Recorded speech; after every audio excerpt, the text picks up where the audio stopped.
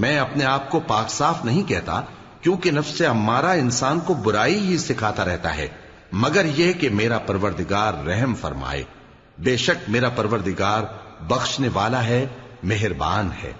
اور بادشاہ نے حکم دیا کہ اسے میرے پاس لاؤ، میں اسے اپنا مصاحب خاص بناؤں گا۔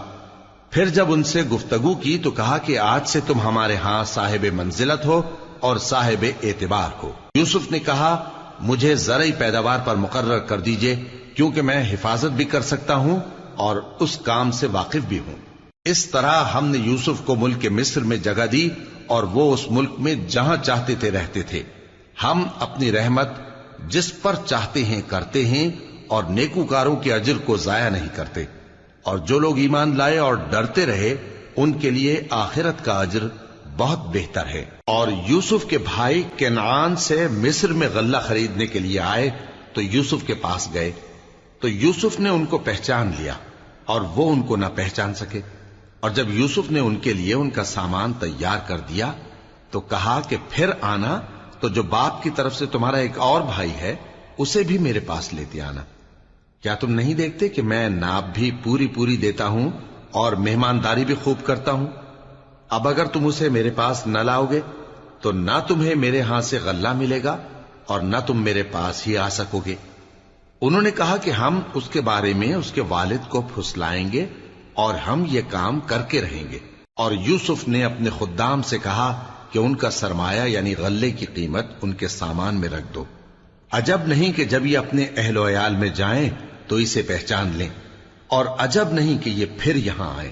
بس جب وہ اپنے والد کے پاس واپس گئے تو کہنے لگے کہ ابا ہمارے لیے غلے کی بندش کر دی گئی ہے، تو ہمارے ساتھ ہمارے بھائی کو بھیج دیجئے تاکہ ہم پھر غلہ لائیں اور ہم اس کے نگہبان ہیں۔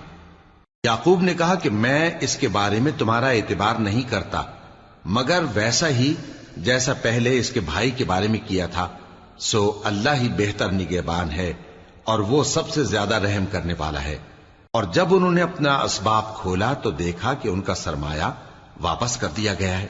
کہنے لگے ابا ہمیں اور کیا چاہیے، دیکھیے یہ ہماری پونجی بھی ہمیں واپس کر دی گئی ہے، اور ہم اپنے اہل و عیال کے لیے پھر غلہ لائیں گے اور اپنے بھائی کی نگہبانی کریں گے، اور ایک بار شتر زیادہ لائیں گے کہ یہ غلہ جو ہم لائے ہیں تھوڑا ہے۔ یعقوب نے کہا کہ جب تک تم اللہ کا عہد نہ دو کہ اس کو میرے پاس صحیح و سالم لے آؤ گے، میں اسے ہرگز تمہارے ساتھ نہیں بھیجنے کا، مگر یہ کہ تم گھیر لیے جاؤ یعنی بے بس ہو جاؤ تو مجبوری ہے۔ پس جب انہوں نے والد کو اپنا قول دیا تو یعقوب نے کہا کہ جو قول و قرار ہم کر رہے ہیں اس کا اللہ ضامن ہے، اور فرمایا کہ اے میرے بیٹو ایک ہی دروازے سے داخل نہ ہونا بلکہ جدا جدا دروازوں سے داخل ہونا، اور میں اللہ کی تقدیر کو تو تم سے روک نہیں سکتا، بے شک حکم اللہ ہی کا ہے، میں اسی پر بھروسہ رکھتا ہوں اور اہل توکل کو اسی پر بھروسہ رکھنا چاہیے۔ اور جب وہ ان مقامات سے داخل ہوئے جہاں جہاں سے داخل ہونے کے لیے ان کے والد نے ان سے کہا تھا تو وہ تدبیر اللہ کے حکم کو ذرا بھی ٹال نہیں سکتی تھی۔ ہاں وہ یعقوب کے دل کی خواہش تھی جو انہوں نے پوری کی تھی، اور بے شک وہ صاحب علم تھے کیونکہ ہم نے ان کو علم سکھایا تھا، لیکن اکثر لوگ نہیں جانتے۔ اور جب وہ لوگ یوسف کے پاس پہنچے تو یوسف نے اپنے حقیقی بھائی کو اپنے پاس جگہ دی اور کہا کہ میں تمہارا بھائی ہوں، تو جو سلوک یہ ہمارے ساتھ کرتے رہے ہیں اس پر افسوس نہ کرنا۔ پھر جب ان کا اسباب تیار کر دیا تو اپنے بھائی کے تھیلے میں آپ خورا رکھ دیا۔ پھر جب وہ آبادی سے باہر نکل گئے تو ایک پکارنے والے نے آواز دی کہ قافلے والو تم تو چور ہو۔ وہ ان کی طرف متوجہ ہو کر کہنے لگے کہ تمہاری کیا چیز کھوئی گئی ہے؟ وہ بولے کہ بادشاہ کا کٹورا کھویا گیا ہے، اور جو شخص اس کو لے کے آئے اس کے لیے ایک بار شتر انعام، اور میں اس کا ضامن ہوں۔ وہ کہنے لگے کہ اللہ کی قسم تم کو معلوم ہے کہ ہم اس ملک میں اس لیے نہیں آئے کہ خرابی کریں اور نہ ہم چوری کیا کرتے ہیں۔ وہ بولے کہ اگر تم جھوٹے نکلے یعنی چوری ثابت ہوئی تو اس کی سزا کیا؟ انہوں نے کہا کہ اس کی سزا یہ کہ جس کے تھیلے میں وہ دستیاب ہو وہی اس کا بدل قرار دیا جائے، ہم ظالموں کو یہی سزا دیا کرتی ہیں۔ پھر یوسف نے اپنے بھائی کے تھیلے سے پہلے ان کے تھیلوں کو دیکھنا شروع کیا، پھر اپنے بھائی کے تھیلے میں سے اس کو نکال لیا۔ اس طرح ہم نے یوسف کے لیے تدبیر کی، ورنہ بادشاہ کے قانون کے مطابق وہ اپنے بھائی کو لے نہیں سکتے تھے، مگر یہ کہ اللہ چاہے۔ ہم جس کے چاہتے ہیں درجے بلند کرتے ہیں، اور ہر علم والے سے بڑھ کر ایک بڑا علم والا ہے۔ برادران یوسف نے کہا کہ اگر اس نے چوری کی ہو تو کچھ عجب نہیں کہ اس کے ایک بھائی نے بھی پہلے چوری کی تھی، مگر یوسف نے اس بات کو اپنے دل میں مخفی رکھا اور ان پر ظاہر نہ ہونے دیا، یعنی زیر لب کہا کہ تم بڑے برے ہو، اور جو تم بیان کرتے ہو اللہ اسے خوب جانتا ہے۔ وہ کہنے لگے کہ اے عزیز، اس کے والد بہت بوڑھے ہیں اور اس سے بہت محبت رکھتے ہیں، تو اس کو چھوڑ دیجئے اور اس کی جگہ ہم میں سے کسی کو رکھ لیجئے، ہم دیکھتے ہیں کہ آپ احسان کرنے والے ہیں۔ یوسف نے کہا کہ اللہ پناہ میں رکھے کہ جس شخص کے پاس ہم نے اپنی چیز پائی ہے اس کے سوا کسی اور کو پکڑ لیں، ایسا کریں تو ہم بڑے بے انصاف ہیں۔ آخر جب وہ اس سے نا امید ہو گئے تو الگ ہو کر صلاح کرنے لگے۔ سب سے بڑے نے کہا، کیا تم نہیں جانتے کہ تمہارے والد نے تم سے اللہ کا عہد لیا ہے، اور اس سے پہلے بھی تم یوسف کے بارے میں قصور کر چکے ہو؟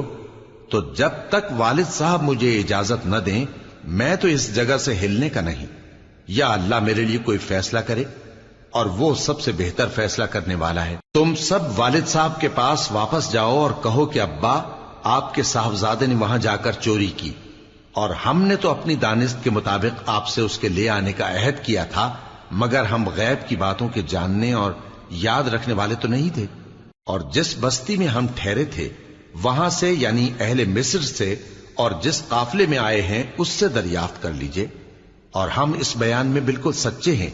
جب انہوں نے یہ بات یعقوب سے آ کر کہی تو انہوں نے کہا کہ حقیقت یوں نہیں ہے، بلکہ یہ بات تم نے اپنے دل سے بنا لی ہے، تو صبر ہی بہتر ہے۔ عجب نہیں کہ اللہ ان سب کو میرے پاس لے آئے، بے شک وہ علم والا ہے، حکمت والا ہے۔ اور ان کے پاس سے چلے گئے اور کہنے لگے کہ ہائے افسوس یوسف پر، ہائے افسوس، اور رنج و الم میں ان کی آنکھیں سفید ہو گئیں اور ان کا دل غم سے بھر رہا تھا۔ بیٹے کہنے لگے کہ واللہ آپ تو یوسف کو اسی طرح یاد ہی کرتے رہیں گے یہاں تک کہ آپ گھل جائیں گے یا جان ہی دے دیں گے۔ انہوں نے کہا کہ میں تو اپنے غم و اندوہ کا اظہار اللہ سے کرتا ہوں، اور اللہ کی طرف سے وہ باتیں جانتا ہوں جو تم نہیں جانتے۔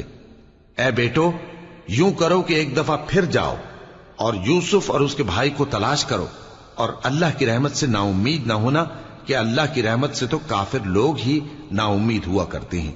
پھر جب وہ یوسف کے پاس گئے تو کہنے لگے کہ اے عزیز، ہمیں اور ہمارے اہل و عیال کو بڑی تکلیف ہو رہی ہے، اور ہم یہ تھوڑا سا سرمایہ لائے ہیں، آپ ہمیں اس کے عوض پورا غلہ دے دیجئے اور ہم پر خیرات کیجئے کہ اللہ خیرات کرنے والوں کو ثواب دیتا ہے۔ یوسف نے کہا، تمہیں معلوم ہے کہ جب تم نادانی میں پھنسے ہوئے تھے تو تم نے یوسف اور اس کے بھائی کے ساتھ کیا کیا تھا؟ وہ بولے، کیا واقعی تم ہی یوسف ہو؟ انہوں نے کہا، ہاں میں یوسف ہوں، اور بن یامین کی طرف اشارہ کر کے کہنے لگے، یہ میرا بھائی ہے، اللہ نے ہم پر بڑا احسان کیا ہے۔ جو شخص اللہ سے ڈرتا اور صبر کرتا ہے تو اللہ نیکوکاروں کا اجر ضائع نہیں کرتا۔ وہ بولے، اللہ کی قسم، اللہ نے تم کو ہم پر فضیلت بخشی ہے، اور بے شک ہم خطاکار تھے۔ یوسف نے کہا کہ آج کے دن تم پر کوئی ملامت نہیں، اللہ تم کو معاف کرے، اور وہ سب سے بڑھ کر رحم کرنے والا ہے۔ یہ میرا کرتا لے جاؤ، پھر اسے والد صاحب کے منہ پر ڈال دینا تو وہ بینا ہو جائیں گے، اور اپنے تمام اہل و عیال کو میرے پاس لے آؤ۔ اور جب قافلہ مصر سے روانہ ہوا تو ان کے والد کہنے لگے کہ اگر مجھ کو یہ نہ کہو کہ بوڑھا بہک گیا ہے تو مجھے تو یوسف کی بو آ رہی ہے۔ وہ بولے کہ واللہ آپ اسی قدیم غلطی میں مبتلا ہیں۔ مگر جب خوشخبری دینے والا آ پہنچا تو اس نے کرتا ان کے منہ پر ڈال دیا، سو وہ بینا ہو گئے، اور بیٹوں سے کہنے لگے، کیا میں نے تم سے نہیں کہا تھا کہ میں اللہ کی طرف سے وہ باتیں جانتا ہوں جو تم نہیں جانتے؟ بیٹوں نے کہا کہ ابا، ہمارے لیے ہمارے گناہ کی مغفرت مانگیے، بے شک ہم خطاکار تھے۔ فرمایا، میں اپنے پروردگار سے تمہارے لیے بخشش مانگوں گا، بے شک وہ بخشنے والا ہے، مہربان ہے۔ پھر جب یہ سب لوگ یوسف کے پاس پہنچے تو انہوں نے اپنے والدین کو اپنے پاس جگہ دی اور کہا، مصر میں داخل ہو جائیے، اللہ نے چاہا تو امن و امان سے رہیے گا، اور اپنے والدین کو تخت پر بٹھایا اور سب ان کے آگے سجدے میں گر پڑے. اور اس وقت یوسف نے کہا, ابا جان, یہ میرے اس خواب کی تعبیر ہے جو میں نے پہلے بچپن میں دیکھا تھا. میرے پروردگار نے اسے سچ کر دیا اور اس نے مجھ پر بہت سے احسان کیے ہیں کہ مجھ کو قید خانے سے نکالا, اور اس کے بعد کہ شیطان نے مجھ میں اور میرے بھائیوں میں فساد ڈال دیا تھا, آپ کو گاؤں سے یہاں لایا. بے شک میرا پروردگار جو چاہتا ہے تدبیر سے کرتا ہے, وہ علم والا ہے, حکمت والا ہے. جب یہ سب باتیں ہو لیں تو یوسف نے اللہ سے دعا کی کہ اے میرے پروردگار, تو نے مجھ کو حکومت سے نوازا اور خوابوں کی تعبیر کا علم بخشا. اے آسمانوں اور زمین کے پیدا کرنے والے, تو ہی دنیا اور آخرت میں میرا کارساز ہے. تو مجھے دنیا سے اپنی اطاعت کی حالت میں اٹھائیو اور آخرت میں اپنے نیک بندوں میں داخل کیجو. اے پیغمبر, یہ اخبار غیب میں سے ہیں جو ہم تمہاری طرف بھیجتے ہیں. اور جب برادران یوسف نے اپنی بات پر اتفاق کیا تھا اور وہ فریب کر رہے تھے تو تم ان کے پاس تو نہ تھے, اور بہت سے آدمی گو تم کتنی خواہش کرو ایمان لانے والے نہیں ہیں, اور تم ان سے اس خیر خواہی کا کچھ صلہ بھی تو نہیں مانگتے. یہ قرآن اور کچھ نہیں تمام جہانوں کے لیے نصیحت ہے. اور آسمان و زمین میں بہت سی نشانیاں ہیں جن پر سے یہ گزرتے ہیں اور ان کو نظر انداز کر دیتے ہیں, اور یہ اکثر اللہ پر ایمان نہیں رکھتے مگر اس کے ساتھ شرک بھی کرتے ہیں.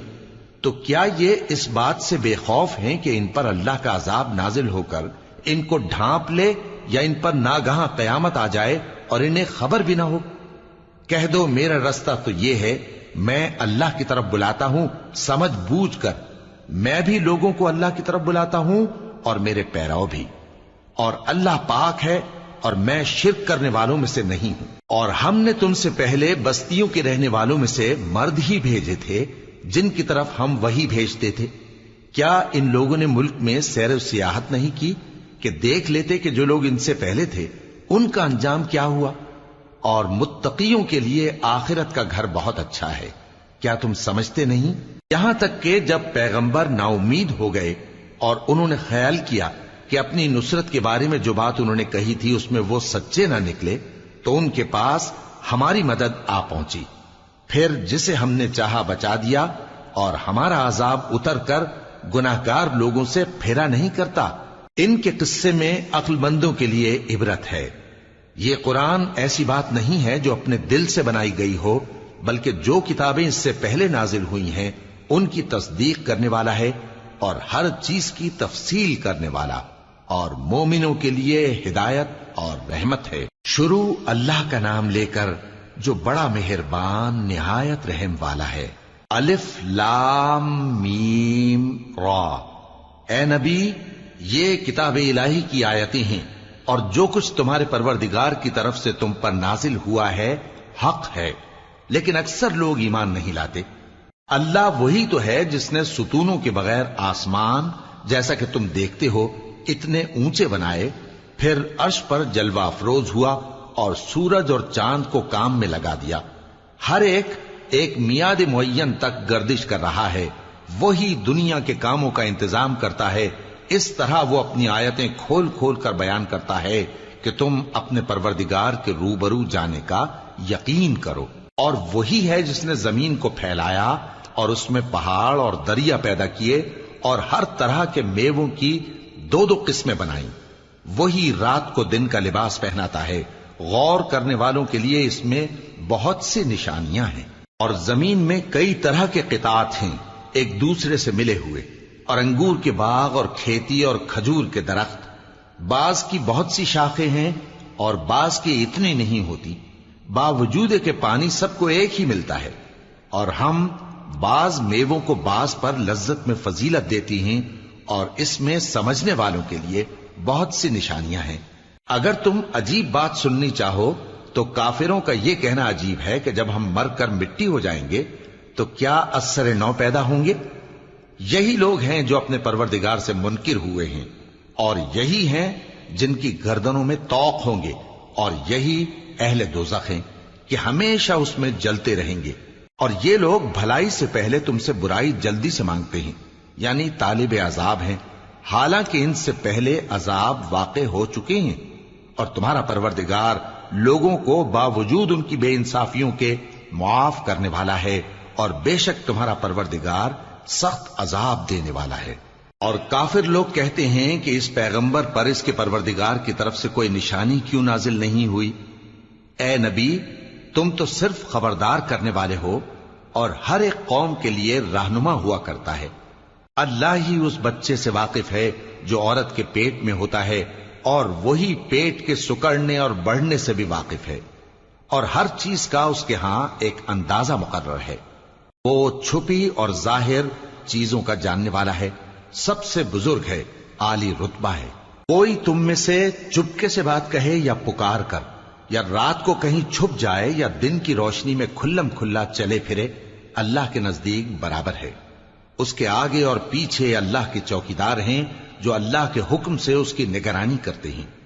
اللہ اس نعمت کو جو کسی قوم کو حاصل ہے نہیں بدلتا جب تک کہ وہ اپنی حالت کو نہ بدلے، اور جب اللہ کسی قوم کے ساتھ برائی کا ارادہ کرتا ہے تو وہ پھر نہیں سکتی، اور اللہ کے سوا ان کا کوئی مددگار نہیں ہوتا۔ وہی تو ہے جو تم کو ڈرانے اور امید دلانے کے لیے بجلی دکھاتا اور بھاری بھاری بادل پیدا کرتا ہے، اور رعد اور فرشتے سب اس کے خوف سے اس کی تسبیح و تحمید کرتے رہتے ہیں۔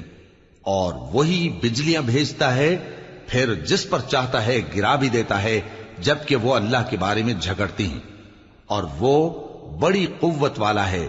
کام کا پکارنا تو اسی کا ہے، اور جن کو یہ لوگ اس کے سوا پکارتے ہیں وہ ان کی پکار کو کسی طرح قبول نہیں کرتے، مگر اس شخص کی طرح جو اپنے دونوں ہاتھ پانی کی طرف پھیلا دے تاکہ دور ہی سے اس کے منہ تک آ پہنچے، حالانکہ وہ اس تک کبھی بھی نہیں آ سکتا۔ اور اسی طرح کافروں کی پکار بیکار ہے۔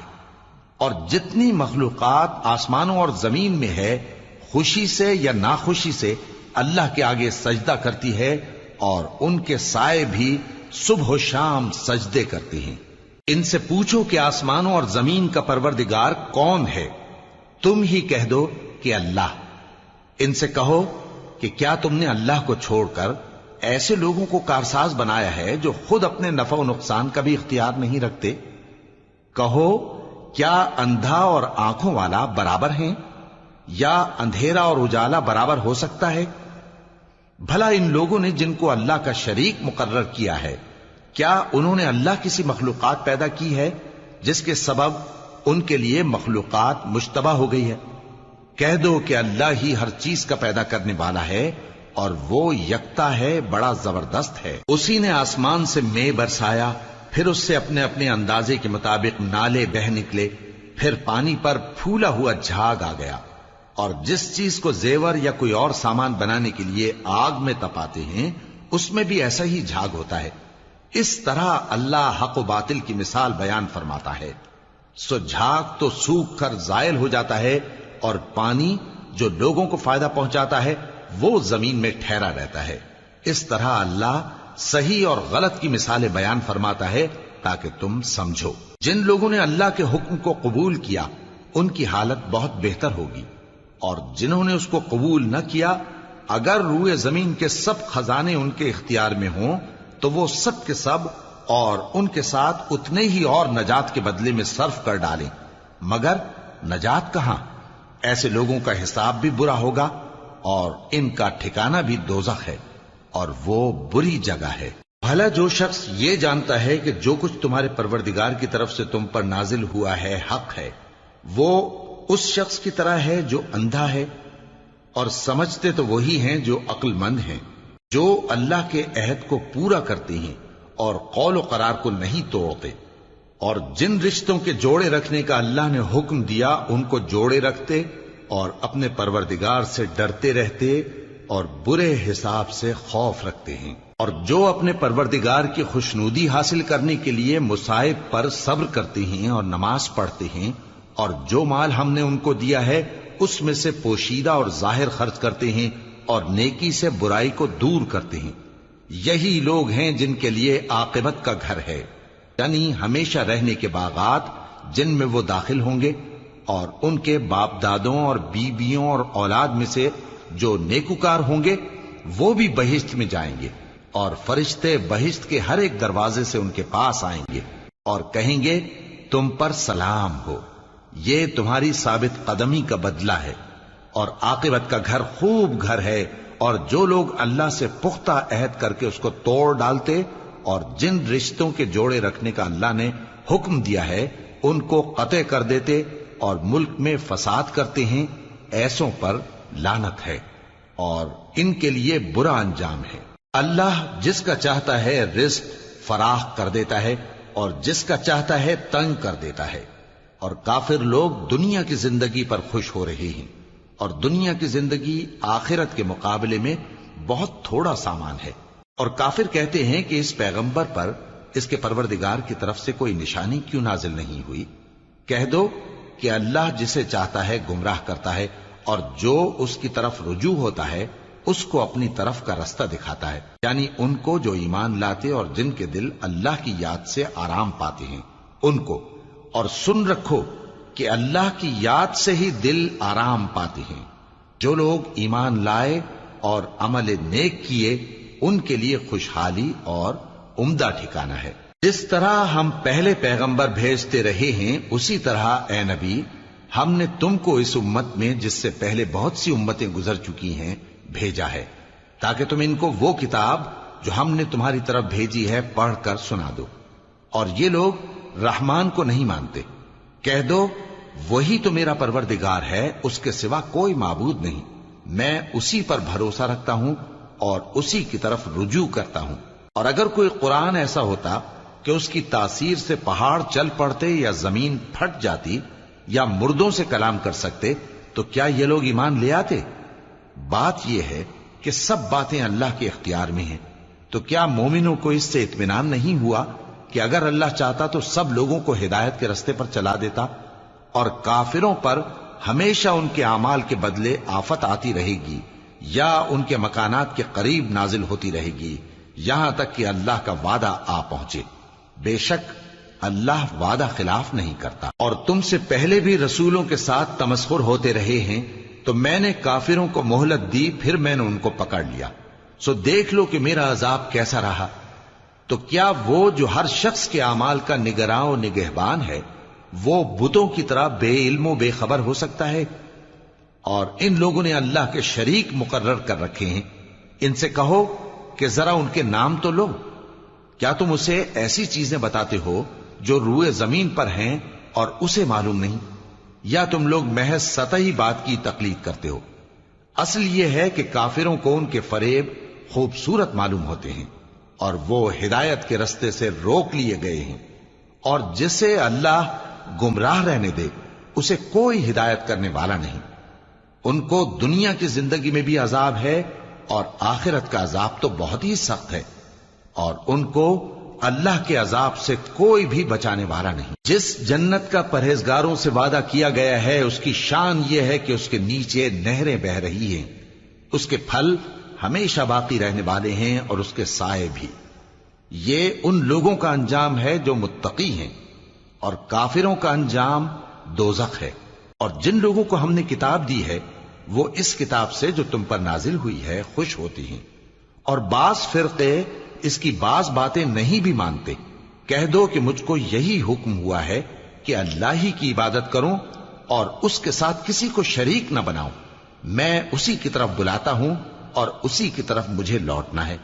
اور اسی طرح ہم نے اس قرآن کو عربی زبان کا فرمان بنا کر نازل کیا ہے، اور اگر تم علم آ جانے کے بعد ان لوگوں کی خواہشوں کے پیچھے چلو گے تو اللہ کے سامنے کوئی نہ تمہارا مددگار ہوگا اور نہ کوئی بچانے والا۔ اور اے نبی ہم نے تم سے پہلے بھی پیغمبر بھیجے تھے اور ان کو بیویاں اور اولاد بھی دی تھی، اور کسی پیغمبر کے اختیار کی بات نہ تھی کہ اللہ کے حکم کے بغیر کوئی نشانی لے آتا۔ ہر حکم قضا کتاب میں لکھا ہوا ہے۔ اللہ جس چیز کو چاہتا ہے مٹا دیتا ہے اور جس کو چاہتا ہے باقی رکھتا ہے، اور اسی کے پاس اصل کتاب ہے۔ اور اگر ہم کوئی عذاب جس کا ان لوگوں سے وعدہ کرتے ہیں تمہیں دکھائیں، یعنی تمہارے روبرو ان پر نازل کریں، یا تمہاری مدت حیات پوری کر دیں، یعنی تمہارے انتقال کے بعد عذاب بھیجیں، تو تمہارا کام ہمارے احکام کا پہنچا دینا ہے اور ہمارا کام حساب لینا ہے۔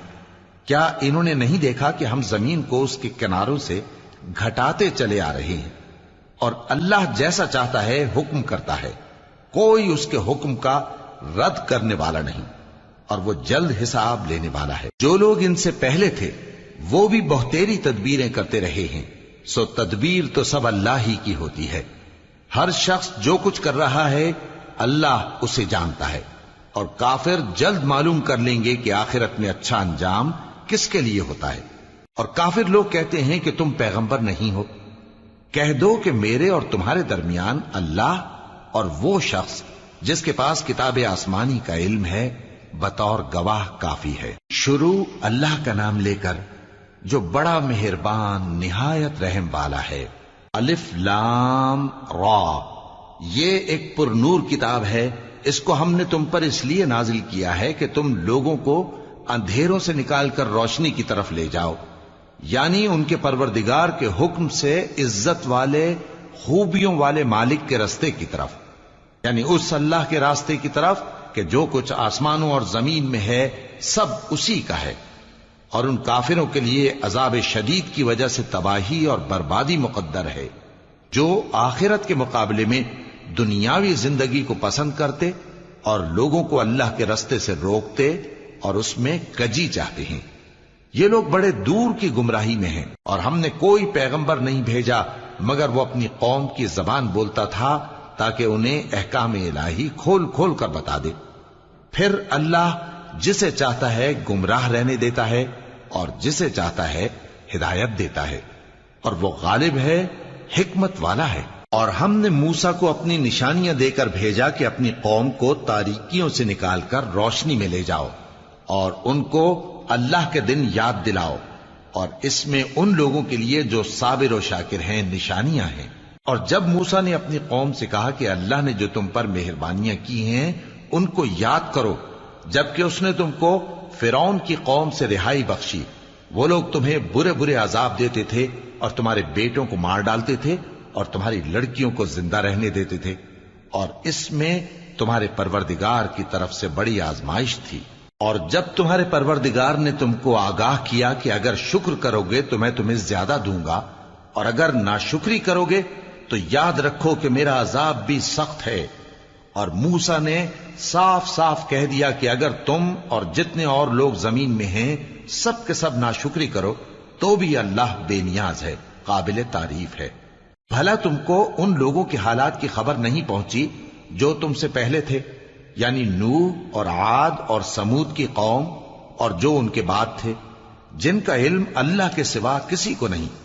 جب ان کے پاس ان کے پیغمبر نشانیاں لے کر آئے تو انہوں نے اپنے ہاتھ ان کے منہوں پر رکھ دیے کہ خاموش رہو، اور کہنے لگے کہ ہم تو تمہاری رسالت کو تسلیم نہیں کرتے، اور جس چیز کی طرف تم ہمیں بلاتے ہو ہم کو اس میں بھاری شک ہے۔ ان کے پیغمبروں نے کہا کیا تم کو اللہ کے بارے میں شک ہے جو آسمانوں اور زمین کا پیدا کرنے والا ہے؟ وہ تمہیں اس لیے بلاتا ہے کہ تمہارے گناہ بخشے اور ایک مدت مقرر تک تم کو مہلت دے۔ وہ بولے کہ تم تو ہمارے ہی جیسے آدمی ہو، تمہارا یہ منشا ہے کہ جن چیزوں کو ہمارے بڑے پوجتے رہے ہیں ان کے پوجنے سے تم ہمیں روک دو، تو اچھا کوئی کھلی دلیل لاؤ، یعنی معجزہ دکھاؤ۔ پیغمبروں نے ان سے کہا کہ ہاں ہم تمہارے ہی جیسے آدمی ہیں، لیکن اللہ اپنے بندوں میں سے جس پر چاہتا ہے نبوت کا احسان کرتا ہے، اور ہمارے اختیار کی بات نہیں کہ ہم اللہ کے حکم کے بغیر تم کو تمہاری فرمائش کے مطابق معجزہ دکھائیں، اور اللہ ہی پر مومنوں کو تو بھروسہ رکھنا چاہیے۔ اور ہم کیوں اللہ پر بھروسہ نہ رکھیں حالانکہ اس نے ہم کو ہمارے دین کے سیدھے رستے بتائے ہیں، اور جو تکلیفیں تم ہم کو دیتے ہو اس پر ہم صبر کریں گے، اور اہل توکل کو تو اللہ ہی پر بھروسہ رکھنا چاہیے۔ اور جو کافر تھے انہوں نے اپنے پیغمبروں سے کہا کہ یا تو ہم تم کو اپنے ملک سے باہر نکال دیں گے یا تم ہمارے مذہب میں واپس آ جاؤ۔ پس ان کے پروردگار نے ان کی طرف وحی بھیجی کہ ہم ظالموں کو ہلاک کر دیں گے اور ان کے بعد تم کو اس زمین میں آباد کر دیں گے۔ یہ اس شخص کے لیے ہے جو قیامت کے روز میرے سامنے کھڑے ہونے سے ڈرے اور میرے عذاب سے خوف کرے۔ اور پیغمبروں نے اللہ سے فتح چاہی اور ہر سرکش ضدی نامراد رہ گیا۔ اس کے پیچھے دوزخ ہے اور اسے پیپ والا پانی پلایا جائے گا، وہ اس کو گھونٹ گھونٹ کر کے پیے گا اور گلے سے نہیں اتار سکے گا، اور ہر طرف سے اسے موت آ رہی ہوگی مگر وہ مرنے میں نہیں آئے گا، اور اس کے بعد سخت عذاب ہوگا۔ جن لوگوں نے اپنے پروردگار سے کفر کیا ان کے اعمال کی مثال راکھ کی سی ہے کہ آندھی کے دن اس پر زور کی ہوا چلے جو اسے اڑا لے جائے۔ اسی طرح جو کام وہ کرتے رہے ان پر ان کو کچھ قابو نہ ہوگا۔ یہی تو پرلے سرے کی گمراہی ہے۔ کیا تم نے نہیں دیکھا کہ اللہ نے آسمانوں اور زمین کو تدبیر سے پیدا کیا ہے؟ اگر وہ چاہے تو تم کو نابود کر دے اور تمہاری جگہ نئی مخلوق پیدا کر دے، اور یہ اللہ کو کچھ بھی مشکل نہیں۔ اور قیامت کے دن سب لوگ اللہ کے سامنے کھڑے ہوں گے تو غریب پیروکار بڑے بن بیٹھنے والوں سے کہیں گے کہ ہم تو تمہارے پیرو تھے، کیا تم اللہ کا کچھ عذاب ہم پر سے دفع کر سکتے ہو؟ وہ کہیں گے کہ اگر اللہ ہم کو ہدایت کرتا تو ہم تم کو ہدایت کرتے۔ اب ہم گھبراہٹ ظاہر کریں یا صبر کریں ہمارے حق میں برابر ہے، کوئی جگہ رہائی کی ہمارے لیے نہیں ہے۔ اور جب حساب کتاب کا کام فیصل ہو چکے گا تو شیطان کہے گا جو وعدہ اللہ نے تم سے کیا تھا وہ تو سچا تھا، اور جو وعدہ میں نے تم سے کیا تھا وہ جھوٹا تھا، اور میرا تم پر کسی طرح کا زور نہیں تھا۔ ہاں، میں نے تم کو گمراہی اور باطل کی طرف بلایا تو تم نے جلدی سے اور بے دلیل میرا کہنا مان لیا۔ تو آج مجھے ملامت نہ کرو، اپنے آپ ہی کو ملامت کرو۔ نہ میں تمہاری فریاد رسی کر سکتا ہوں اور نہ تم میری فریاد رسی کر سکتے ہو۔ میں اس بات سے انکار کرتا ہوں کہ تم پہلے مجھے شریک بناتے تھے۔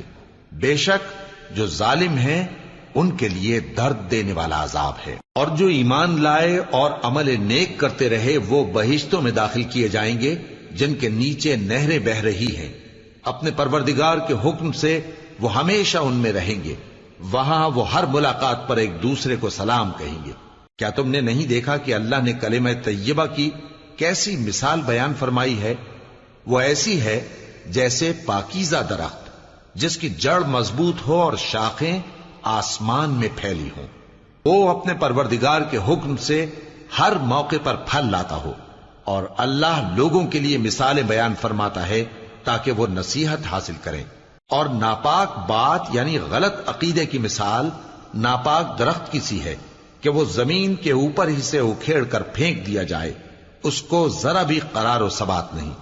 اللہ مومنوں کے دلوں کو صحیح اور پکی بات سے دنیا کی زندگی میں بھی مضبوط رکھتا ہے اور آخرت میں بھی رکھے گا، اور اللہ بے انصافوں کو گمراہ کر دیتا ہے، اور اللہ جو چاہتا ہے کرتا ہے۔ کیا تم نے ان لوگوں کو نہیں دیکھا جنہوں نے اللہ کے احسان کو ناشکری سے بدل دیا اور اپنی قوم کو تباہی کے گھر میں لا اتارا، یعنی دوزخ میں کہ سب ناشکرے اس میں داخل ہوں گے، اور وہ برا ٹھکانہ ہے۔ اور ان لوگوں نے اللہ کے شریک مقرر کیے کہ لوگوں کو اس کے رستے سے گمراہ کریں۔ کہہ دو کہ چند روز فائدے اٹھا لو، آخر کار تم کو دوزخ کی طرف لوٹ کر جانا ہے۔ اے پیغمبر، میرے مومن بندوں سے کہہ دو کہ نماز پڑھا کریں، اور اس دن کے آنے سے پیشتر جس میں نہ اعمال کا سودا ہوگا اور نہ دوستی کام آئے گی، ہمارے دیے ہوئے مال میں سے پوشیدہ اور علانیہ خرچ کرتے رہیں۔ اللہ ہی تو ہے جس نے آسمانوں اور زمین کو پیدا کیا اور آسمان سے مے برسایا، پھر اس سے تمہارے کھانے کے لیے پھل پیدا کیے اور کشتیوں اور جہازوں کو تمہارے زیر فرمان کیا تاکہ وہ سمندر میں اس کے حکم سے چلیں، اور نہروں کو بھی تمہارے زیر فرمان کیا، اور سورج اور چاند کو تمہارے لیے کام میں لگا دیا کہ دونوں دن رات ایک ڈگر پر چل رہے ہیں، اور رات اور دن کو بھی تمہاری خاطر کام میں لگا دیا، اور جو کچھ تم نے مانگا سب میں سے تم کو عنایت کیا۔ اور اگر اللہ کے احسان گننے لگو تو شمار نہ کر سکو، مگر لوگ نعمتوں کا شکر نہیں کرتے۔ کچھ شک نہیں کہ انسان بڑا بے انصاف ہے، ناشکرا ہے۔ اور جب ابراہیم نے دعا کی کہ اے میرے پروردگار، اس شہر کو لوگوں کے لیے امن کی جگہ بنا دے، اور مجھے اور میری اولاد کو اس بات سے کہ بتوں کی پرستش کرنے لگیں بچائے رکھیو۔ اے پروردگار، انہوں نے بہت سے لوگوں کو گمراہ کیا ہے، سو جس شخص نے میرا کہا مانا وہ میرا ہے، اور جس نے میری نافرمانی کی تو تو بخشنے والا ہے، مہربان ہے۔ اے پروردگار، میں نے اپنی اولاد ایک وادی میں جہاں کھیتی نہیں تیرے عزت و ادب والے گھر کے پاس لا بسائی ہے۔ اے پروردگار تاکہ یہ نماز پڑھیں سو تو لوگوں کے دلوں کو ایسا کر دے کہ ان کی طرف جھکے رہیں، اور ان کو میووں سے روزی دیتے رہنا تاکہ تیرا شکر کریں۔ اے پروردگار جو بات ہم چھپاتے اور جو ظاہر کرتے ہیں تو سب جانتا ہے، اور اللہ سے کوئی چیز مخفی نہیں، نہ زمین میں نہ آسمان میں۔ اللہ کا شکر ہے جس نے مجھ کو بڑی عمر میں اسماعیل اور اسحاق بخشے، بے شک میرا پروردگار دعا سننے والا ہے۔ اے پروردگار مجھ کو ایسی توفیق عنایت کر کہ نماز پڑھتا رہوں، اور میری اولاد کو بھی یہ توفیق بخش۔ اے پروردگار میری دعا قبول فرما۔ اے پروردگار حساب کتاب کے دن میری اور میرے ماں باپ کی اور مومنوں کی مغفرت کیجو۔ اور مومنوں یہ نہ سمجھنا کہ یہ ظالم جو کام کر رہے ہیں اللہ ان سے بے خبر ہے، وہ ان کو اس دن تک مہلت دے رہا ہے جبکہ دہشت کے سبب آنکھیں پھٹی کی پھٹی رہ جائیں گی، اور لوگ سر اٹھائے ہوئے میدان قیامت کی طرف دوڑ رہے ہوں گے، ان کی نگاہیں خود اپنی طرف لوٹ نہ سکیں گی، اور ان کے دل مارے خوف کے ہوا ہو رہے ہوں گے۔ اور لوگوں کو اس دن سے آگاہ کر دو جب ان پر عذاب آ جائے گا، تب ظالم لوگ کہیں گے کہ اے ہمارے پروردگار ہمیں تھوڑی سی مہلت عطا کر تاکہ ہم تیری دعوت توحید قبول کریں اور تیرے پیغمبروں کے پیچھے چلیں۔ تو جواب ملے گا کیا تم پہلے قسمیں نہیں کھایا کرتے تھے کہ تم کو اس حال سے جس میں تم ہو زوال نہیں ہوگا؟ اور جو لوگ اپنے آپ پر ظلم کرتے تھے تم ان کے مکانوں میں رہتے تھے، اور تم پر ظاہر ہو چکا تھا کہ ہم نے ان لوگوں کے ساتھ کس طرح کا معاملہ کیا تھا، اور تمہارے سمجھانے کے لیے مثالیں بیان کر دی تھیں، اور انہوں نے بڑی بڑی تدبیریں کی، اور ان کی سب تدبیریں اللہ کے ہاں لکھی ہوئی ہیں۔ گو وہ تدبیریں ایسی غضب کی تھیں کہ ان سے پہاڑ بھی ٹل جائیں۔ تو ایسا خیال نہ کرنا کہ اللہ نے جو اپنے پیغمبروں سے وعدہ کیا ہے وہ اس کے خلاف کرے گا، بے شک اللہ زبردست ہے، بدلہ لینے والا ہے۔ جس دن یہ زمین دوسری ہی زمین بنا دی جائے گی اور آسمان بھی بدل دیے جائیں گے، اور سب لوگ اللہ کے سامنے نکل کھڑے ہوں گے جو یکتا ہے بڑا زبردست ہے۔ اور اس دن تم گناہگاروں کو دیکھو گے کہ زنجیروں میں جکڑے ہوئے ہیں، ان کے کرتے تارکول کے ہوں گے، اور ان کے چہروں کو آگ لپٹ رہی ہوگی، یہ اس لیے کہ اللہ ہر شخص کو اس کے اعمال کا بدلہ دے۔ بے شک اللہ جلد حساب لینے والا ہے۔ یہ قرآن لوگوں کے نام اللہ کا پیغام ہے تاکہ ان کو اس سے ڈرایا جائے، اور تاکہ وہ جان لیں کہ وہی اکیلا معبود ہے، اور تاکہ اہل عقل نصیحت حاصل